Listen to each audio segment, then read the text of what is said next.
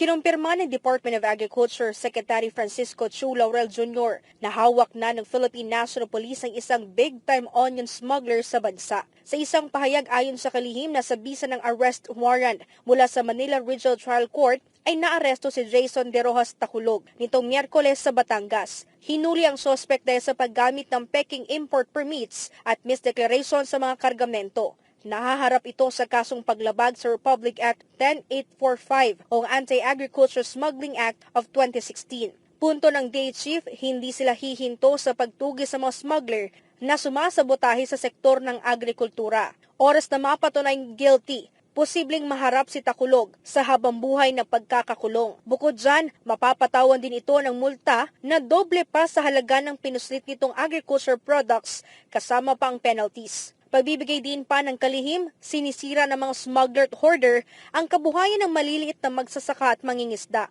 Matatandaang sa magkakahiwalay na operasyon ng Department of Agriculture, Philippine Coast Guard at Bureau of Customs mula Disyembre ng taong 2022 hanggang nitong Enero ng taon ay aabot na sa 78.9 million pesos ang halaga ng illegally imported agriculture goods ang nasabat ng mga otoridad. Ito'y nakumpiska sa Manila International Container Port at nakakonsign sa Taculog J International Consumer Goods Trading.